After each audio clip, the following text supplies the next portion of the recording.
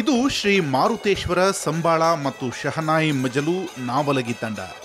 ಈ ತಂಡಕ್ಕೆ ಎಲ್ಲಿಲ್ಲದ ಬೇಡಿಕೆ ಇದೆ. ಈ ತಂಡದ ನಾಯಕ ಮಾರುತಿ ಹಣಮಂತ ಭಜಂತ್ರಿ. ಇವತ್ತು ಕರ್ನಾಟಕದಲ್ಲಿ, ಅದರಲ್ಲೂ ಉತ್ತರ ಕರ್ನಾಟಕದಲ್ಲಿ ಮಾರುತಿ ಭಜಂತ್ರಿ ತಂಡದ ಶಹನಾಯಿ ವಾದನ ಎಂದರೆ ಅದಕ್ಕೆ ವಿಶೇಷ ಮಹತ್ವ ಇದೆ.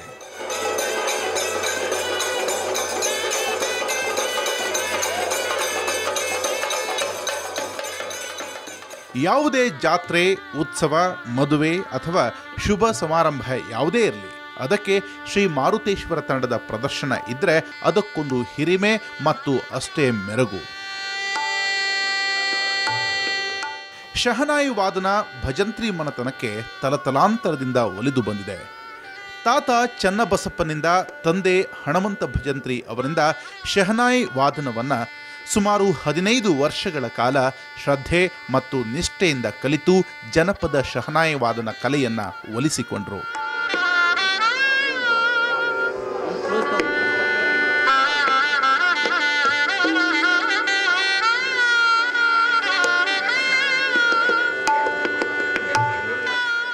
ನಾನು ನಾವಲಿಗಿಂತ ಬಂಡಿನ ಕ್ರಾಸ್ ಅಲ್ಲಿಗೆ ನಾನು ನಡ್ಕೋತ ಹೋಗ್ತಿದ್ದೇನೆ.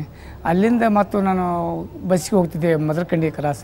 ಅಲ್ಲಿಂದ ಮತ್ತು ನಾನು ನಡ್ಕೋತ ಹೋಗಿ ಬಾಬು ಕುಲಕರ್ಣಿ ಕಡೆ ನಾನು ಪಾಠ ಹೇಳಿಸ್ಕೊಂಡು ಅಲ್ಲಿ ಒಂದು ರೊಟ್ಟಿ ಊಟ ಮಾಡಿ ನಾನು ಆ ಮಲಗುದು ನೋಡಿ ಅವರು ಹಿಂದಿಂದ ಬಂದು ನಾನು ನೋಡಿ ಮಾರುತವ್ರು ನಿಮ್ಗೆ ಭಾಳ ತ್ರಾಸದ, ನಾನು ಇಲ್ಲಿ ಬೇಡಪ್ಪ, 2 ವರ್ಷ ಕಲ್ತು ಇನ್ನೇನತ್ಲೆ ಪುಟ್ಟರಾಜುಗಳ ಕಡೆ ನೀನು ಹೋಗು, ಅಲ್ಲಿ ಒಳ್ಳೆಯ ಕಲಾವಿದರು, ಒಳ್ಳೆಯ ಕಲಾವಿದಾಗಿ ಬರ್ತೀವಿ ಅಂಥೇಳಿ ನಮ್ಮ ಕುಲಕರ್ಣಿಯವರು ನನ್ನ ಮಾರ್ಗದರ್ಶನ ಕೊಟ್ಟು ನನ್ನ ಗದಿಗೆ ಕಳಿಸಿದರು.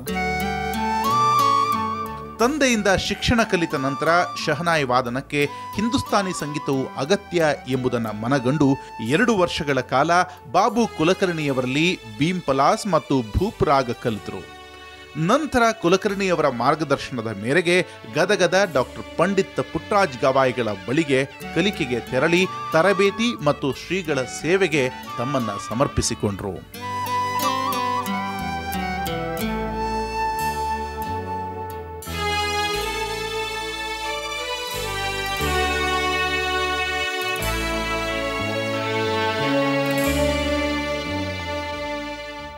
ಸುಮಾರು 12 ವರ್ಷಗಳ ಕಾಲ ಶ್ರೀಗಳಿಂದ ಸಂಗೀತ ಮತ್ತು ಶಹನಾಯಿ ವಾದನವನ್ನು ಕಲಿತ ಮಾರುತಿ ಭಜಂತ್ರಿಯವರು ತಂದೆಯೊಂದಿಗೆ ಹಲವಾರು ಕಾರ್ಯಕ್ರಮಗಳಿಗೆ ಸಾಥ್ ನೀಡುತ್ತಿದ್ದರು. ತಂದೆಯೊಂದಿಗೆ ದೆಹಲಿಗೆ ತೆರಳಿ ಆಗಿನ ಪ್ರಧಾನಿ ಇಂದಿರಾ ಗಾಂಧಿಯವರ ಮುಂದೆ ಶಹನಾಯಿ ನುಡಿಸಿ ಸೈ ಎನಿಸಿಕೊಂಡ ಹಿರಿಮೆ ಭಜಂತ್ರಿಯವರದು.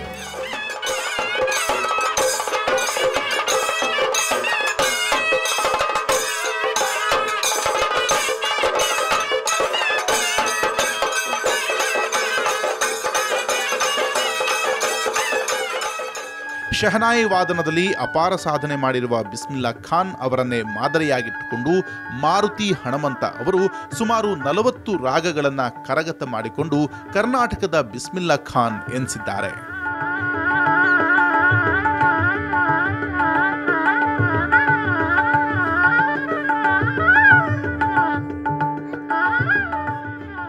ಕಾರ್ಯಕ್ರಮ ಯಾವುದೇ ಇರಲಿ, ಶಹನಾಯಿಯನ್ನು ಶ್ರಾವ್ಯವಾಗಿ ನುಡಿಸಿ ಜನಮಾನಸವನ್ನು ಸೆಳೆಯುವ ಮಾಂತ್ರಿಕ ಶಕ್ತಿ ಇವರ ಕಲೆಗೆ ಸಿದ್ಧಿಸಿದೆ.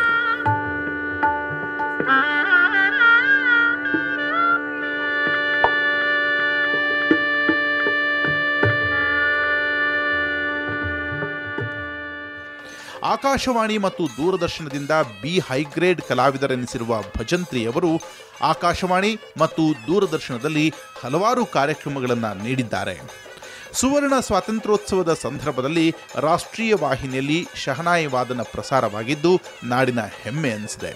ಅಲ್ಲದೆ ಅಸ್ಸಾಂ ರಾಜ್ಯದ 7 ಜಿಲ್ಲೆಗಳಲ್ಲಿ ಕೇರಳ, ತಮಿಳುನಾಡು, ಭೂಪಾಲ್, ದೆಹಲಿ, ಮುಂಬೈ, ಕೋಲ್ಕತ್ತಾ, ವಾರಣಾಸಿ ಹೀಗೆ ರಾಷ್ಟ್ರದ ವಿವಿಧೆಡೆ 100 ಕಾರ್ಯಕ್ರಮಗಳನ್ನು ನೀಡಿ ಸಂಗೀತಾಸಕ್ತರ ಮನಗೆದ್ದಿದ್ದಾರೆ.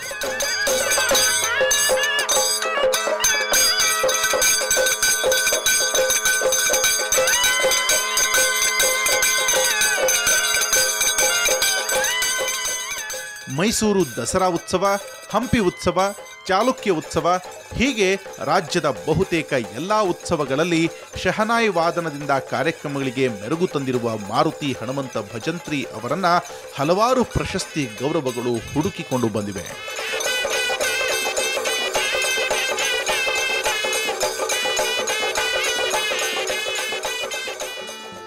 ಬಿಜಾಪುರ ಜಿಲ್ಲಾ ಕನ್ನಡ ಸಾಹಿತ್ಯ ಪರಿಷತ್, ಕರ್ನಾಟಕ ಜಾನಪದ ಮತ್ತು ಯಕ್ಷಗಾನ ಅಕಾಡೆಮಿ, ಅಖಿಲ ಭಾರತ 7ನೇ ಶರಣ ಸಾಹಿತ್ಯ ಸಮ್ಮೇಳನ, ಶ್ರೀ ವೈ ಮಹಾಬಲೇಶ್ವರ ಶ್ರೀ ಜೋಳದರಾಶಿ ದೊಡ್ಡನಗೌಡರ ಷಷ್ಠಿಪೂರ್ತಿ, ದತ್ತಿನಿಧಿ ಪ್ರಶಸ್ತಿ ಪತ್ರ ಹಾಗೂ ಕರ್ನಾಟಕ ರಾಜ್ಯೋತ್ಸವ ಪ್ರಶಸ್ತಿ ಪಡೆದುಕೊಂಡಿದ್ದಾರೆ.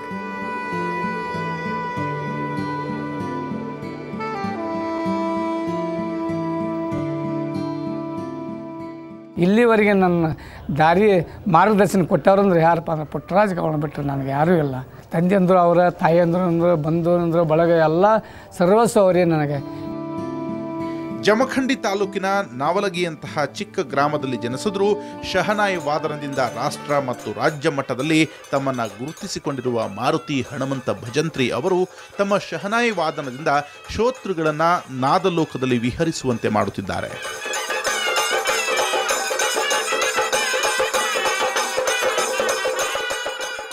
ಡಾಕ್ಟರ್ ಪುಟ್ಟರಾಜ ಗವಾಯಿಗಳ ಆಶೀರ್ವಾದ ಮತ್ತು ಮಾರ್ಗದರ್ಶನದಿಂದ ಇಂದು ಶಹನಾಯಿ ವಾದನದ ಸ್ವರ ಸಾಮ್ರಾಟರೆನಿಸಿದ ಅಪರೂಪದ ಕಲಾವಿದರೆನಿಸಿದ್ದಾರೆ.